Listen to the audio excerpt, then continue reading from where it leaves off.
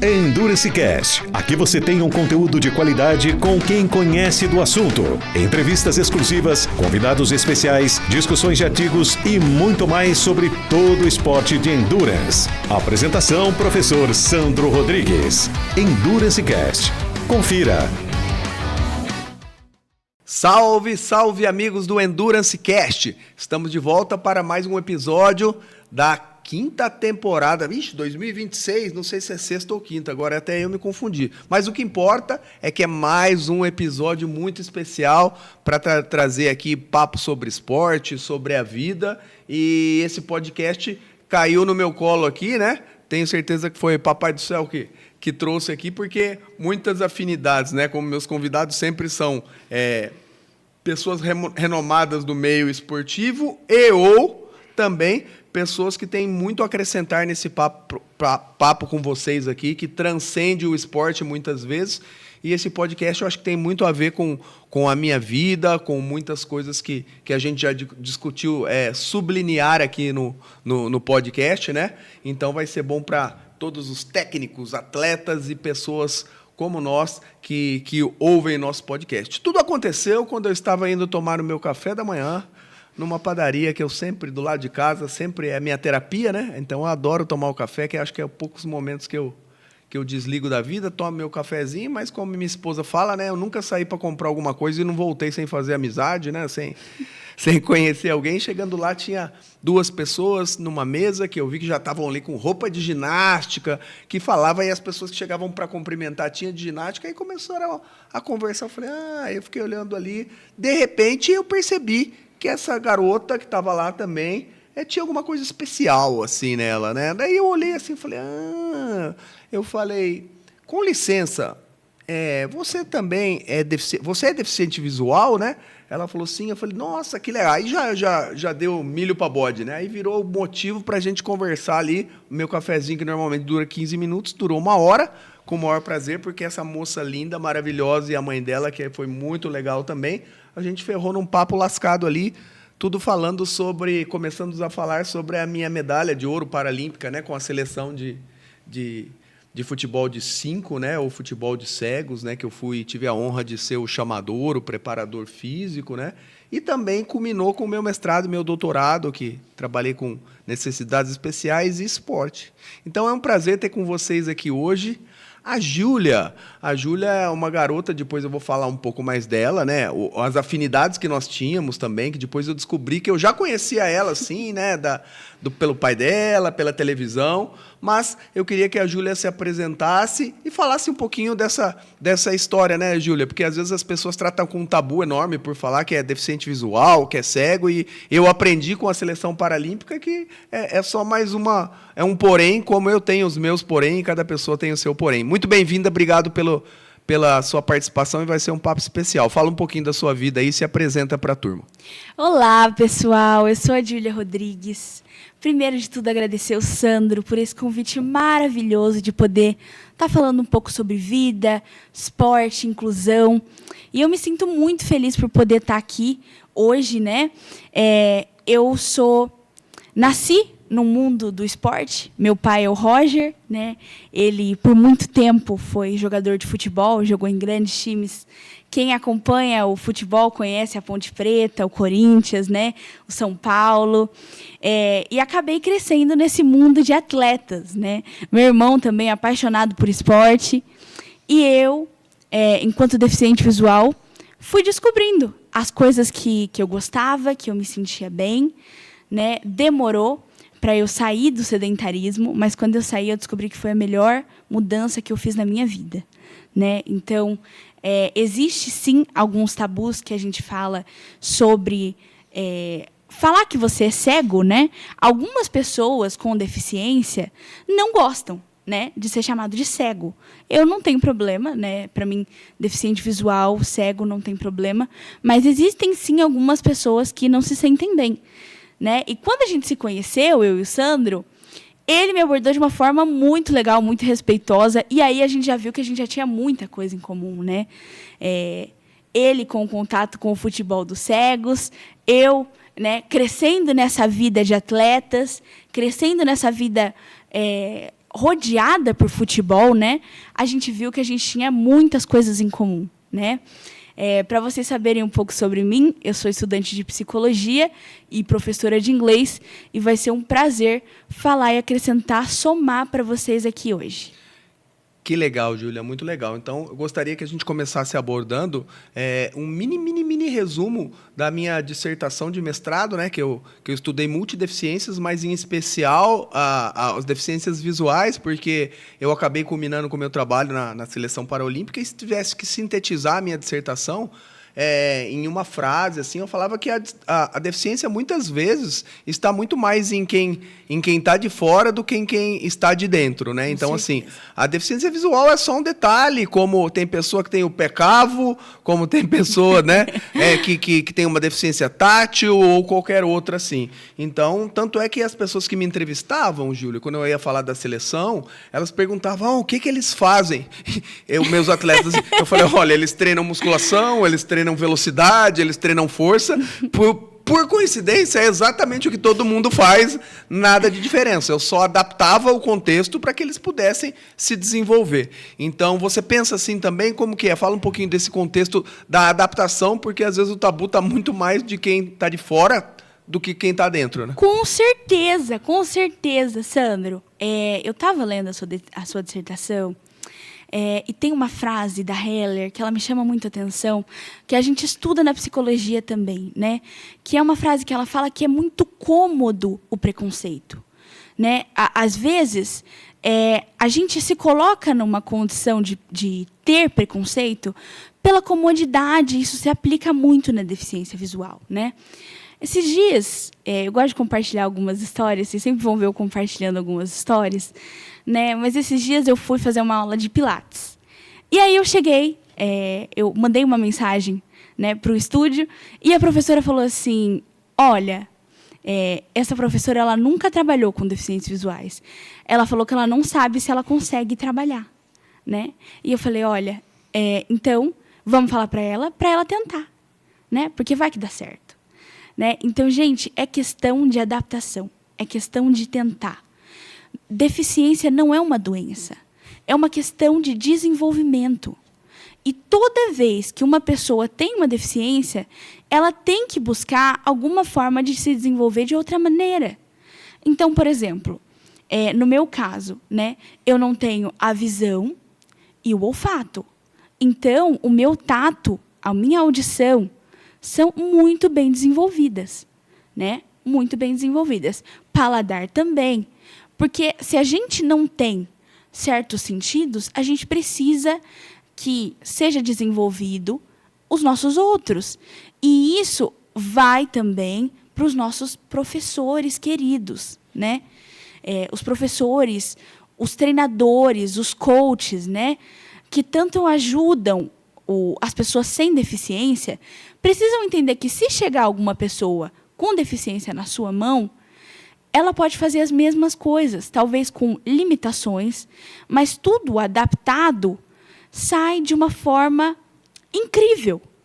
E por que eu digo incrível? Porque se essa pessoa com deficiência se desenvolver e aprender dessa forma, talvez ela possa ser melhor do que a pessoa sem deficiência, porque a sua adaptação foi eficaz. Então, eu faço jiu-jitsu, eu faço o funcional, faço o spinning, e todos os dias eu sou submetida a um sistema de inclusão. Mas tem deficientes visuais que não são, né? Que não têm a mesma sorte que eu. Então, os deficientes de todas as categorias, né? Os neurodivergentes, todos nós precisamos de adaptações que possam trazer aí a quebra de barreiras. Senão, a única barreira que a gente vai ter é o limite que a própria sociedade coloca na gente. Perfeito. Começou a aula já, o showtime da Julinha aqui, né? Júlia, você falou uma coisa que eu vivenciei, você falou muito, né? Você falou do olfato, eu não sabia, né?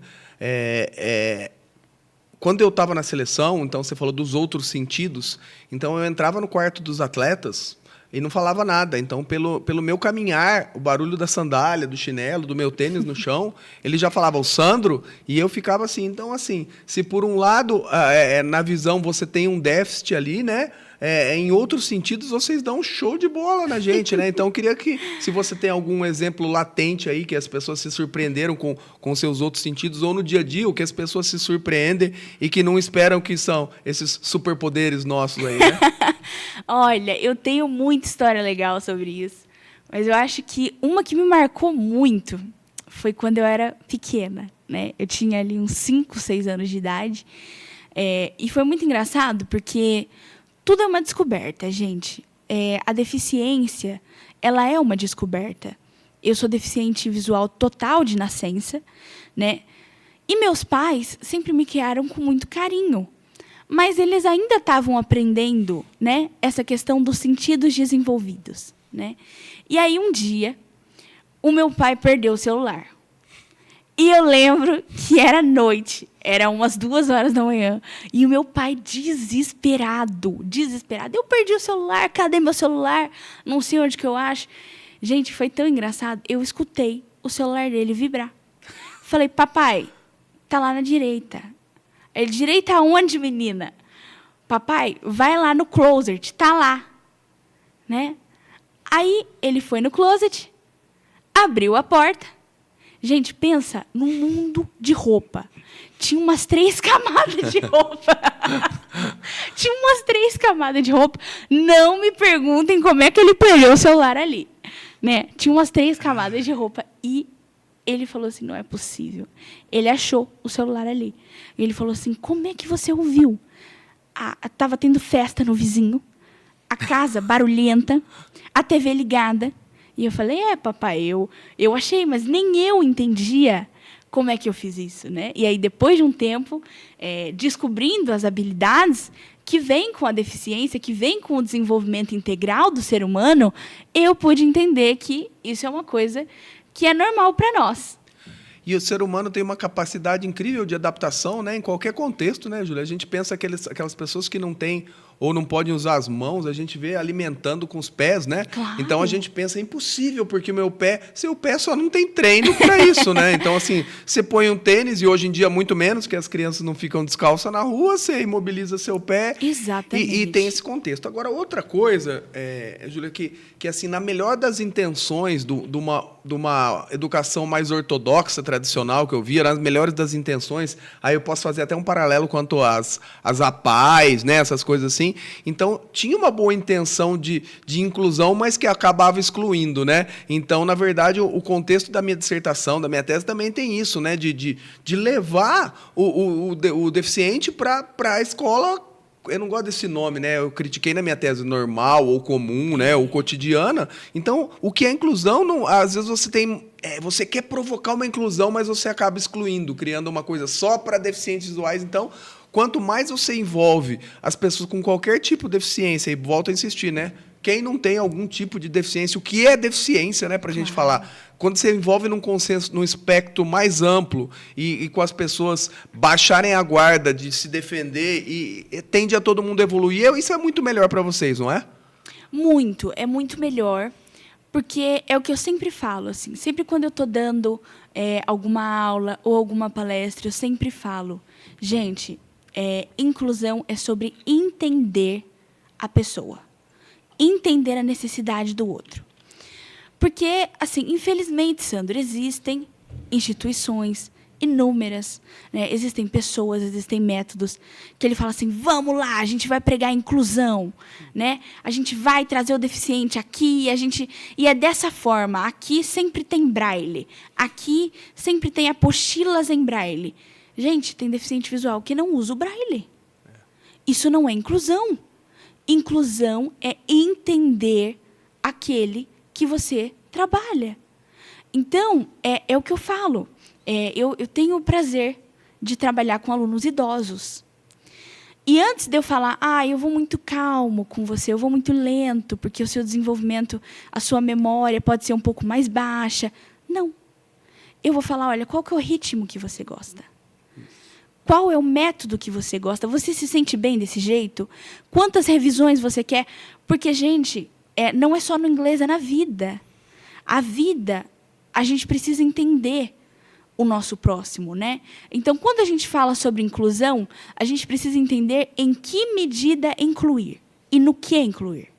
Perfeito, Julinha. Mais um show aí você, você passa o contexto de rótulo, né? Porque você deu um exemplo muito bom que você estava rotulando o idoso a uma pessoa devagar, lenta, né? Exatamente. E eu tenho até medo de quando eu for idoso, do jeito que eu sou acelerada, aí se nem que vier devagar comigo, aí, não é? Então, assim, tem esse lance dos rótulos também, de rotular as pessoas e até as saídas, como você falou, o braille. Não é uma coisa engessada, como na vida, né? Para o cego eu uso o braille, para o idoso não é assim. Você tem que entender o contexto, humanizar e adaptar, individualizar o trabalho, não é? Exatamente, assim, quanto mais humano o nosso trabalho for, melhor ele vai ser. A gente vai ver resultados, né? E eu vejo que, assim, toda vez que chega uma demanda, a gente tem que ter o cuidado e o olhar para ela. Olhar para a demanda é olhar para o interior daquela pessoa, de uma forma que vai trazer a inclusão. Então, o que eu sempre gosto de falar, né? Você nunca é velho demais para aprender. Você nunca tem tantas dificuldades. Você nunca mas eu tenho deficiência visual, é porque eu sou cego. Não, né? Nós temos hoje em dia uma melhora significativa na inclusão. Ainda sofremos, sim, preconceito e muitas barreiras, mas essa melhora é graças ao olhar humanizado e o entendimento, a busca pela compreensão que muitas pessoas têm tido hoje em dia. Olha que legal, né, Brunão? Brunão é o homem do podcast que está por trás das câmeras aqui. Então, a gente fala dessa questão para fechar esse assunto, que eu tenho tanta coisa a falar com você, amiga. A dicção, né, dela, né, Bruno? Assim, de todos os podcasts que se passaram aqui, você fala com muita clareza, você fala com muita calma, assim, você não fala nem rápido, nem lento. Ai, que bom! Eu tô olhando aqui e falei, Feliz. cara, eu preciso desacelerar aqui, né? Eu atropelo as palavras e gaguejo aqui. Você dá um show em relação a isso, né? E por falar em show, Júlia, quando a gente começou a passar, que eu falo que... Primeiro que eu já vou, ainda bem que a gente já se gosta aqui, então ela falou um monte de time do pai dela, só que não falou que ele jogou no Guarani. Eu falo sim, tá bom? Ele jogou em times grandes, Ponte Preta, São Paulo, Corinthians, Zé Fini, né? Então, assim, eu falei, não vem não, eu sei que só tem Ponte Pretano lá na família, meus melhores amigos são Ponte Pretano, mas se não tiver rivalidade saudável, se eu não puder zoar e ser zoado, ultimamente acho que tá mais fácil os dois serem zoados, autozoados aqui. Mas então, já trazendo a temática do esporte, um dos primeiros assuntos que ela falou que... Falei, você é da manhã? Ela falou, não, eu durmo tarde. Eu falei, nossa, eu tô dormindo tarde só nas férias que eu fico assistindo NFL e NBA, mas eu com meu filho, né? Eu amo NBA. Ela falou, eu também. Aí ela me deu uma aula, porque eu falei que... Para falar de Guarani, da síndrome do vira-lata, né? Eu tenho mania de torcer para time fraco. E aí eu falei para ela, poxa, você acredita que antigamente eu torcia para o Seattle Supersonics, que era um time relativamente fraco para os times da época, e agora que eu deveria torcer para o novo Seattle, que é o Oklahoma City Thunder, que é o time que está ganhando o último campeão, né, Júlia? Eu torço para o Philadelphia, né, para o Philadelphia 76ers. Exatamente. E aí, ela me falou também que ela é do Bulls. Fala um pouquinho como você se apaixonou, como é esse contexto. Depois conta um pouco da história do Philadelphia, que você falou coisas até que eu não sabia. Você falou de atletas, mas conta como você se apaixonou por essa modalidade, se você assiste regularmente, desde quando, e fala aí. Gente, o meu amor pelo basquete, ele começou em 2016. E começou de uma forma muito engraçada, porque, pensa assim, 2 homens e 2 mulheres em uma casa. 2 querem assistir novela e 2 esporte, né? E aí, a novela que eu e minha mãe assistíamos acabou. Nós não tínhamos mais o que assistir. E meu pai e meu irmão estavam procurando um esporte, porque estavam enjoados um pouco de assistir futebol. Meu pai, nessa vida, trabalhando todo dia com futebol. O Nico, meu irmão, sempre jogando futebol. Eles falaram, gente, vamos fazer um trato aqui? A partir de hoje, a gente vai começar a assistir um esporte diferente por semana. Que top. Porque a gente não sabe o que fazer, a gente precisa de um esporte novo. E, gente, eu assisti futsal, eu assisti vôlei, eu assisti tênis. Aí chegou no basquete. Aí ele me pegou. Gente, quando eu assisti basquete, eu senti uma energia inexplicável. O basquete, ele é um esporte muito de família, muito... Você pode chegar no estádio, e isso eu acho muito legal.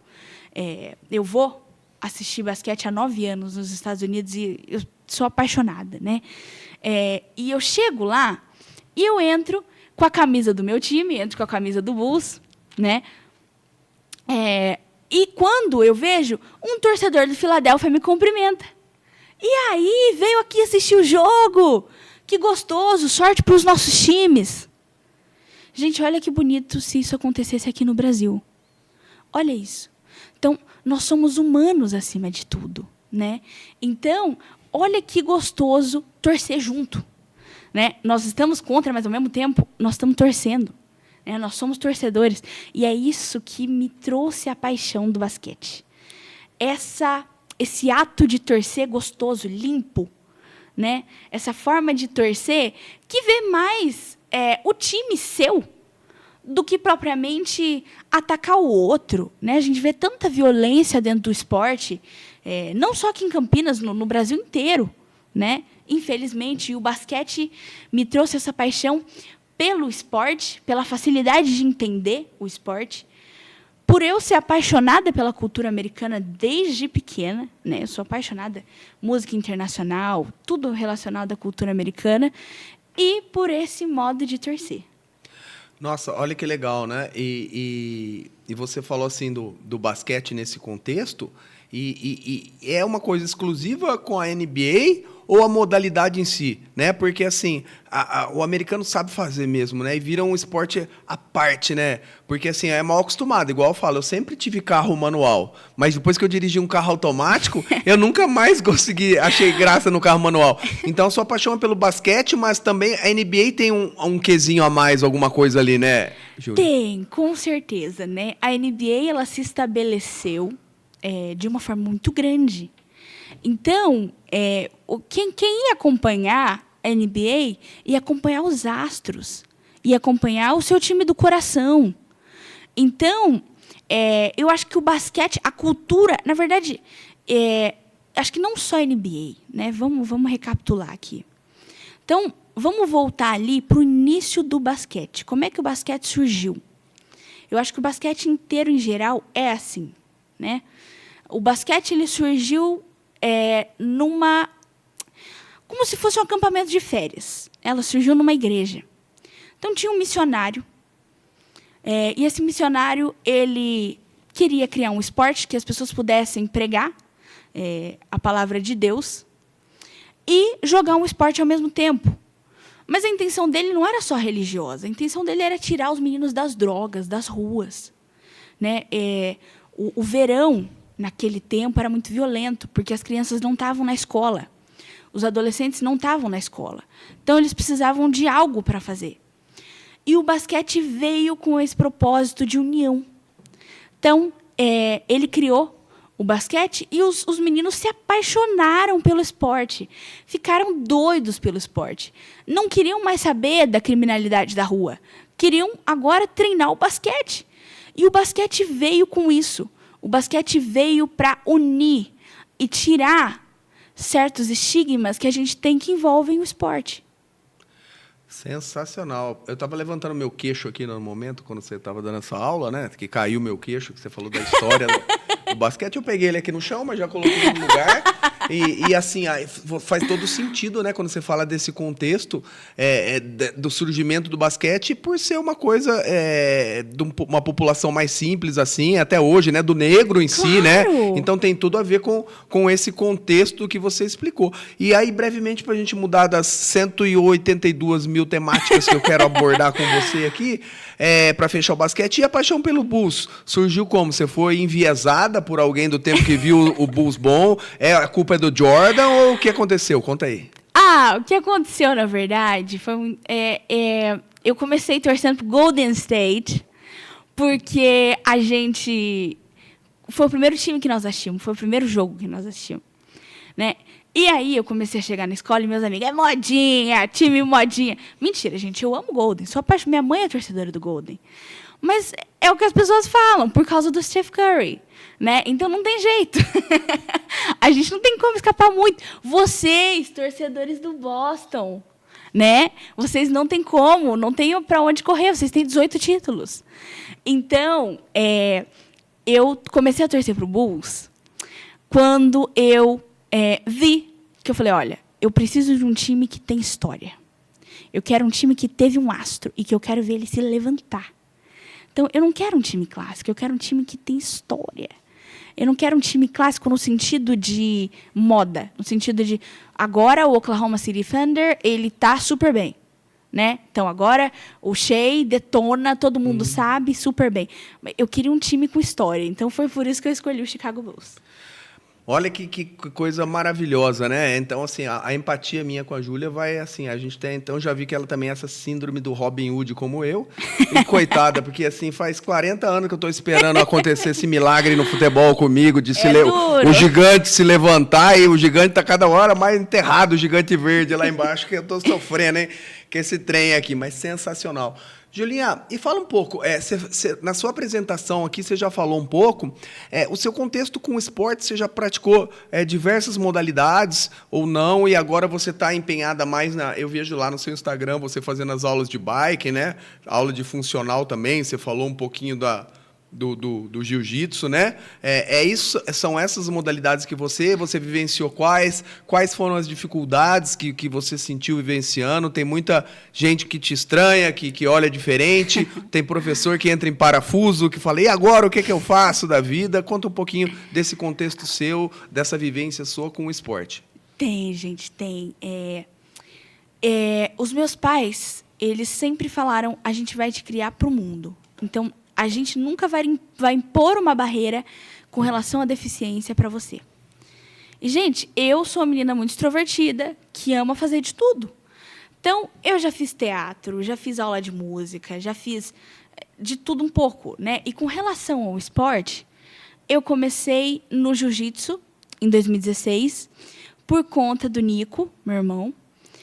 Ele fazia, e eu via ele fazer e falava, ai, eu nunca lutei. Como será que deve ser lutar, né? Fiz uma aula de jiu-jitsu, me apaixonei, né? Todas as pessoas ali me acolheram com muito carinho. Professor Aguinaldo, nossa, uma pessoa maravilhosa. Eu tenho um carinho enorme no peito por eles. E assim, foi um contexto muito gostoso da minha vida, porque eu nunca tinha aprendido a lutar. E, gente, eles nunca tinham tido a experiência com um deficiente visual. Mas eles nunca me negaram, nunca me negaram qualquer golpe, qualquer experiência que a gente pudesse aprender. Então, eles falaram, olha, a gente vai no seu tempo, a gente nunca lidou, mas a gente está de braços abertos para lidar e entender você. Então, o jiu-jitsu foi onde começou tudo, né? Fiz natação também, gostava muito de fazer natação, e parei de fazer esportes. Fiquei muito tempo sem fazer esportes. E aí eu entrei no sedentarismo. Eu comecei a ficar sobrepeso. Comecei a me sentir muito mal. E eu cheguei num ponto que o meu corpo estava pedindo socorro. E nesse ponto, não era por falta de inclusão, não era por falta de recursos, era por falta de vontade. Então, o meu corpo pedindo ali socorro e eu, tá tudo bem. Eu não preciso mudar meu corpo por causa de estética. Eu não preciso. Só que chegou um momento que eu comecei a normalizar as quedas de pressão que eu tinha. E ali, um dia, eu comecei a ver que a pessoa que sempre saía, a pessoa que sempre dançava, a pessoa que sempre estava animada, começou a estar desmotivada. Então, eu decidi procurar ajuda. Falei, mãe, eu preciso de ajuda, eu não quero mais viver essa vida sobrepeso, eu não quero mais passar por isso, e eu preciso ser cuidada. E aí, hoje, eu estou sendo acompanhada, faz 2 meses que eu estou sendo acompanhada por uma equipe multi, de nutricionista, de endocrinologista, né? E estou sendo acompanhada com muito carinho. E voltei ativa agora, fazendo o spinning e fazendo o funcional. E o que eu mais levo de recordação disso tudo é que, gente, a nossa vida, o nosso corpo precisa estar ativo. E isso é bom não só para o nosso corpo, mas para a nossa mente também. Eu vejo como eu me sinto bem hoje em dia. Que legal. Quantos anos você está, Júlia? 19. Você está com 19, né? E quanto peso você bateu que é o seu ponto de preocupação? É legal transformar isso em números, né? Para a gente tangibilizar, porque eu vivo isso, trabalho com isso. Número não quer dizer muita coisa, mas é importante falar isso. Quando acendeu a luz de alerta, quando você teve as quedas de pressão, quanto peso bateu? Eu estava com 83 quilos, né? Hoje em dia eu tô com 75. Olha... Então, e você falou que você voltou há pouco, né? Voltei há pouco. Então, foi uma baixa legal, né? Até então.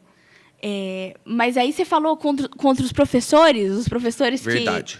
que às vezes ficam um pouco embaraçados, né? Exatamente. Gente, uma vez, eu cheguei no spinning. E hoje em dia esse professor é meu amigo. Esse professor é super querido. Ele é muito gente boa, esse professor Pedro. Eu cheguei no spinning e... Gente, ele não sabia o que fazer. Ele falava assim, o que eu falo para ela? Ele falava para minha mãe. O que eu falo para ela? Ela sabe fazer os movimentos? Como é que ela pedala? Como é que eu falo para ela ajustar a carga? Gente, eu fiz o treino normal. Treinei super bem. E ele se emocionou. Tipo, roda o botãozinho para a direita, né? Isso! Gente, ele que tal falar para assim, ó, pega esse botãozinho que tá abaixo, põe a mão e roda ele para a direita. Ele se emocionou muito. Ele chorou. E ele parou o treino no final e falou assim, gente, olha isso. Eu não sabia o que fazer, eu não sabia como lidar, mas ela foi e deu um show. Vocês sabiam que a Júlia é deficiente visual? E as pessoas choraram naquela sala. Porque para nós não é. Para nós é normal, mas para eles é um sinônimo de superação.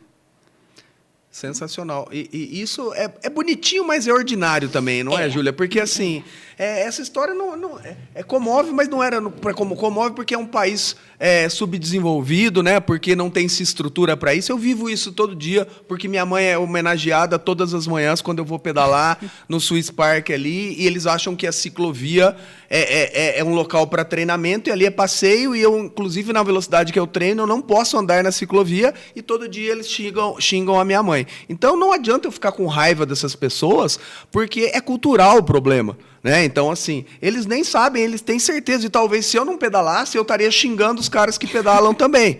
Porque, então, assim, muitas vezes o cara, assim, é comovente, todo mundo chora, mas não era para ser, era para ser uma coisa tratada com mais naturalidade, mas eles não têm culpa, porque não se tem uma cultura, né, de inclusão para que isso faça parte do cotidiano das pessoas, como deveria acontecer, não é, Júlia? Eu não tenho mais raiva dessas pessoas. Não tenho mais raiva. Eu tenho carinho hoje em dia. Isso. Sabe por que carinho? Porque essas pessoas, muitas vezes, não tiveram uma instrução. E olha o perigo, está muito mais embaixo. Se você não tem instrução, como é que você vai incluir? Gente, em uma dessas aulas, uma professora super querida, ela não sabia lidar, mas ela aprendeu.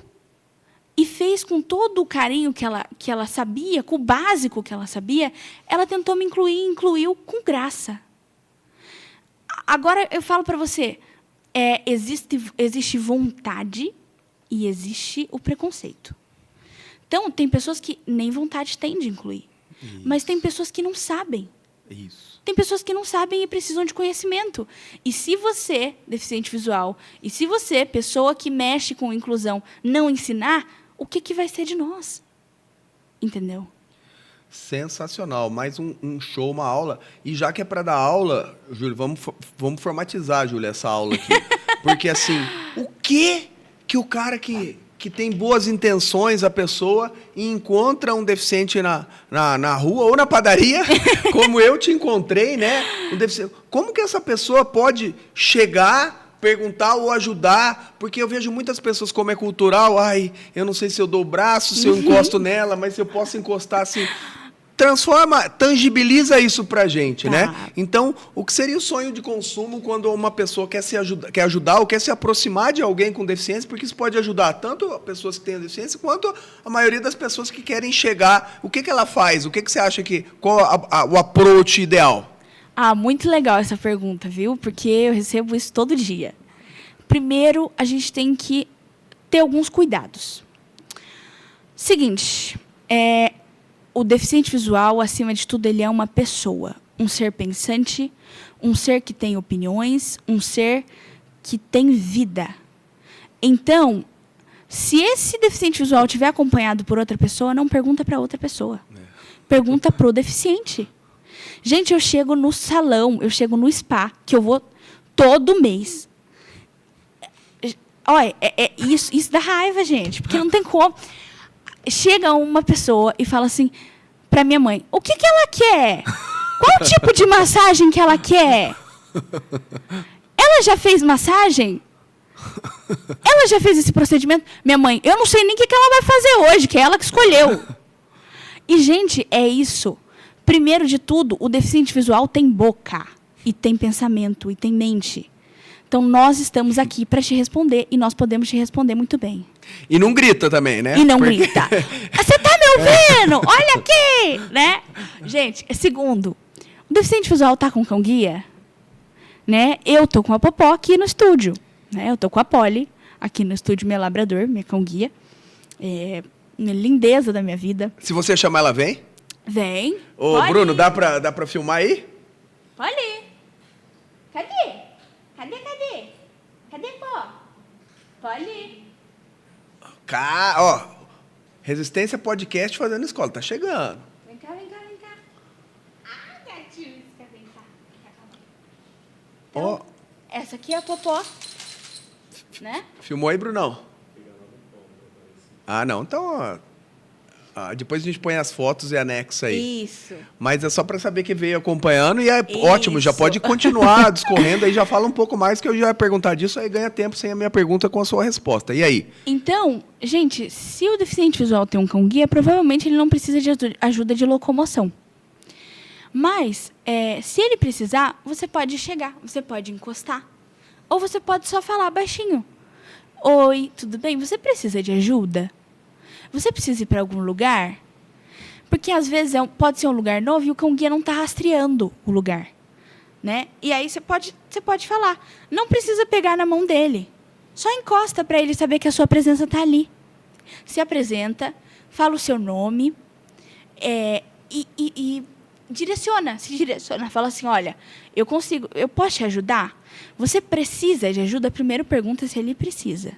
Tá? Esse é o mais importante. E se ele estiver com a bengala, se ele tem uma locomoção muito boa, também, mesma coisa, tá? Não interajam com os cão-guias. Tem pessoas que não gostam que passe a mão no cão-guia. Eu não tenho problemas com isso, mas tem cão-guias que se distraem muito fácil, com um toque de mão. Eu sei que é lindo, gente. Eu sei que é maravilhoso. Um labrador, que coisa mais linda. Dá vontade de apertar, de mexer. Mas, infelizmente, agora, ele é nossos olhos. Então, imagina alguém fazer assim na sua cara e te cegar. É a mesma coisa com o cão-guia. A gente precisa dos nossos olhos. Sensacional, Júlia. E você usa ele tanto dentro de casa quanto fora ou dentro da sua casa? Você já sabe mais que ele de estar no dia a dia ali, né? E ele te dá a independência a que ponto para algumas coisas? 100% para alguma coisa, assim, de não ter alguém junto com você? O que você faz, que é só você ou ele, ou faz tudo? O que dentro ou fora de casa? Fala um pouco desse contexto aí. Então, dentro de casa, eu conheço a minha casa como ninguém, né? Então, gente, não tem essa questão de escada, né? O deficiente visual desce e sobe escada normalmente, né? Tem deficientes visuais, sim, que não estão acostumados, mas primeiro sempre pergunte, né? Porque, gente, tem um mito da escada, que é loucura. Não sei se você já se deparou com isso, Sandro. Não, essa pergunta foi provocativa, né? Porque, Tá. assim, o pessoal conhecia mais os quartos do alojamento do que eu, né? Então, eu perguntei a pergunta de quem não está habituado mesmo. Exatamente. Então, gente, tem... Ai, você sobe escada. Ai, mas a minha escola, a minha igreja tem escada. Tá? Gente, né? Tem escada, normal. E nós temos pernas. Então, assim, ó... A Polly, ela me ajuda principalmente na faculdade. Eu tenho independência total na faculdade com ela. Né? Eu estou no 3º ano de psicologia e ela está sempre comigo. Então, eu não preciso de ninguém ali auxiliando na faculdade, porque ela sabe o caminho inteiro da faculdade. Existe um treinamento que a gente faz antes de começar as aulas para ela decorar. Onde estão as salas, com marcação, com biscoito, com petisco. Né? Então, existe esse treinamento. E outra coisa que a gente usa também, muito, eu uso a Popó, para restaurante e igreja, né? Independência total para restaurante e igreja. Então, é super tranquilo. Que legal. Júlia, a vontade é de ficar conversando com você até 2032, mas eu tenho mais 2 episódios para gravar hoje. Já fui convidado para gravar um hoje cedo, tá muito legal, mas só para a gente ir direcionando o nosso papo e focando com o título do nosso podcast. Qual a sua preferência? São atividades mais aeróbias, ou seja, de intensidade mais baixa e de cunho contínuo, por exemplo, com a bike? Ou você gosta de atividades intervaladas que têm picos de explosão, de força, assim, e alterna isso? Porque isso tem a ver com o tipo de modalidade e eu já mal intencionado, querendo te levar para o endurance, para o triatlo, já vou falando disso. Tem algum tipo de atividade, não por modalidade, mas desse cunho? Você gosta mais de coisa que, tipo assim, remédio, né? Que você toma um monte de remédio por muito tempo, ou injeção, que dói, mas sara rápido, acaba rápido. Então, eu falo que atividades aeróbias e anaeróbias, né? Gente, eu sou uma pessoa que eu faço de tudo. Então, eu acho que eu gosto de um pouquinho dos dois. Tem dias que eu gosto mais de uma atividade mais forte, mais intensa. Por exemplo, um bootcamp, um funcional. E tem dias que eu gosto mais de uma bike. Então, eu sempre gosto de intercalar na semana. Eu acho super legal se a gente poder intercalar, né? Então, tem dias que o nosso corpo precisa ser respeitado. Então, a gente precisa de uma coisa mais tranquila. E tem dias que a gente quer estar topando mais força, né? Então, depende do dia, mas eu gosto muito dos dois. Olha que legal o que a Júlia falou, né? Porque muita gente me pergunta, fala assim, nossa, o triatlon, como que vocês aguentam? E criou um estigma com o nome de Ironman, né? Que triatlon é coisa para o cara que quer grandes desafios. E, na verdade, eu acho o triatlon uma modalidade super interessante por esse contexto que você falou de variação de atividades. Então, por exemplo, o cara que só corre ou só pedala ou só nada, ele faz uma atividade e tende a enjoar. O triatlon não, um dia você pedala, no outro dia você nada, no outro dia você corre, você precisa fazer a musculação também, né? Aí você treina a transição, que é o fato de você tirar as coisas da natação e colocar as coisas do ciclismo. Então, isso deixa a atividade muito mais dinâmica, como o exemplo falou, e a tendência, você falou no exemplo, a tendência é enjoar menos, né? Ou demorar mais para enjoar, porque você... como você divide a sua semana, essas atividades? Tem dia fixo, tem dia que você pedala, é fixa essa rotina ou não? É o que dá você acorda com vontade e vai? Gente, é literalmente que eu acordo com vontade, né?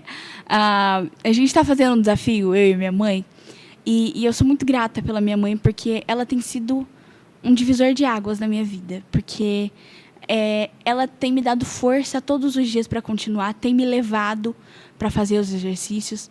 Então, é muito legal a gente ter essa rede de apoio, né? Ela tem me levado, então é muito bom. Geralmente, eu faço 2 vezes ou 3 o spinning, uma musculação e um bootcamp, né? Ou, às vezes, mais bike. Essa semana aqui eu vou fazer mais bike, né? Hoje eu vou para bike de novo. Então... Desculpa. Então... Então, é isso mesmo, né? Eu sempre vou intercalando. Ótimo. E para os finalmente, uma pergunta que eu quero saber para você, já consigo até avaliar seus professores e com os seus superpoderes, né? A intenção você tem noção da sua frequência cardíaca?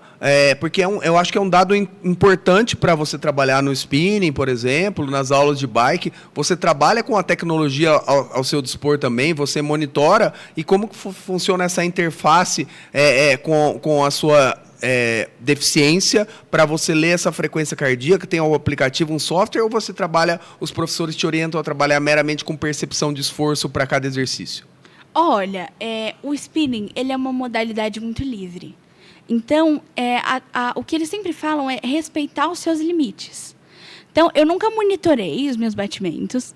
Eu acho super legal monitorar. Qualquer dia eu vou monitorar também para ver como é que é. Mas, geralmente, os deficientes visuais que monitoram usam algum relógio, né, de treinamento que a gente tem, geralmente. Eu falo pelo Apple Watch, que é o que eu geralmente uso, né, que é mais tranquilo o uso, que a gente tem alguns softwares de voz. E aí é tranquilo para a gente mexer. Eu nunca calculei, geralmente eu vou por percepção do corpo mesmo e seguindo os meus limites. Mas seria muito legal calcular. É um desafio que eu lanço para você, Júlia, para a gente ter mais ciência nos seus desafios e para a gente entender como que está acompanhando o software. Porque, olha, o que eu passei no teste, quando eu lembro que eu fui lá no Rio de Janeiro, que era o Centro Olímpico lá, e eu estava com uma série de profissionais, preparadores físicos, que foram fazer o exame de capacitação para ver quem ia ficar com a seleção. E eu cheguei lá sem saber de nada, né? E eu peguei o relógio que o preparador físico usava e eu falei pro técnico, né? Eu falei assim, mas como que o relógio ficava? O preparador ficava correndo do lado e falava, né? Eu falei, gente, você sabia que esse relógio tem um botão que você põe um alarme que se ele estiver abaixo da frequência cardíaca ou acima da frequência cardíaca desejada, o relógio vai apitar. Olha. E aí você tem que... Isso aí foi em 2012, 2011, que legal. 2010. Então, assim, a minha intenção hoje, eu quero que você fuce nisso para me ajudar, é porque a tecnologia de 2011 para cá deve estar muito mais. Então, isso é o básico que tinha lá. Hoje em dia, assim, porque eu vejo, os relógios falam pelo nosso celular. Então, eu já meio que sei a resposta. Então, ele fica falando, seu batimento tá, você passou o segundo quilômetro.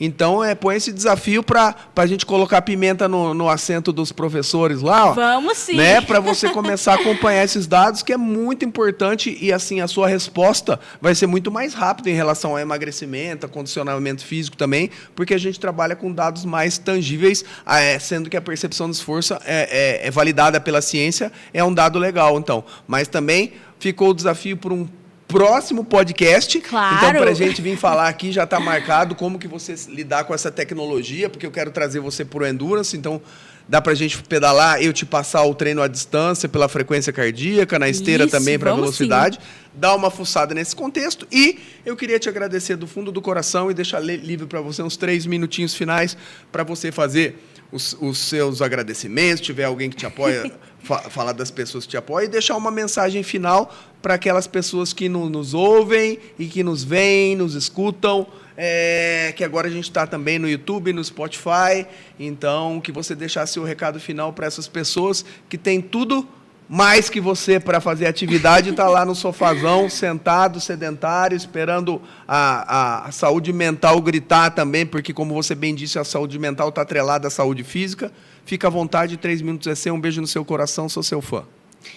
Primeiro, eu sou muito grata ao Sandro por essa conversa muito, muito especial que a gente teve, rica. Muito obrigada, Sandro. Espero que venham outros convites e, quando vierem, eu sempre vou estar aqui, disponível para vocês, tá?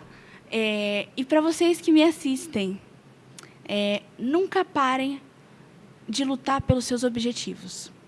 Então, se você tem alguma deficiência, tenta fazer algo novo. Sempre vai ter algum lugar que vai poder te incluir, né? E você que nunca fez um exercício físico, faça. O esporte é vida. O esporte renova as pessoas. A sensação do seu corpo, quando você faz um esporte, é uma sensação de agradecimento. É como se o seu corpo te agradecesse. Então, faça o exercício físico, cuide da sua mente. Você que cuida muito do corpo, cuida da mente também. Porque se o corpo e a mente, se não é holístico, se não é integral, gente, está errado. Cuidem dos dois. Cuidem da mente, cuidem do corpo, cuidem das relações, cuidem de tudo à sua volta. E isso vai ser muito bom para você. Quero agradecer ao pequeno, meu irmão, que sempre me apoia, o Nico, mandar um beijo para ele. Minha mãe, que aí é a pessoa que tem mais me dado força todos os dias, minha base. Meu pai, um dos meus maiores incentivadores, uma pessoa que sempre sonhou ver eu fazendo exercício. E a tia Solange, que também sempre está comigo. Tia Solange, um beijo para você, te amo muito. Sensacional, amiga. Sou fã da sua família, era pra gente acabar aqui, mas, assim, sua mãe foi empatia à primeira vista, né? Então, assim, dá uma leveza no coração quando eu olhei pra sua mãe, quando ela vindo aqui. Então, sua família é demais. O seu pai, cara, ele nem me conhecia, ele gravou um vídeo pra mim. Eu sou bugrino doente, todo mundo sabe. Ele gravou um vídeo com a camisa da Ponte pro pessoal seguir minhas redes sociais, que o Índio falou, sem me conhecer. Depois a gente foi estreitando. Então, assim, quero conhecer o seu irmão também, porque o lema que eu falo, né, desde a minha tese que eu aprendi com um rapaz que ficou na meu ídolo que ficou na banca de meu doutorado, que fala aves de mesmas plumagens andam juntas, né? Então é por isso que eu me sinto aí. Fica aí que eu vou te dar um beijo aí para aparecer aqui com a turma. E Aí, muito muito obrigada, Sandro. Olha lá, diagonal lá, faz um joia pra turma. Nos Aê, vemos na próxima. nos vemos. Quebrei todo o protocolo aqui, saí da mesa descalço, igual o Jornal Nacional, né? Põe terno e shorts. É né? isso aí, gente. Podcast é bate-papo, é descontração. Tchau, gente. Até mais. Tchau. Aê, querida.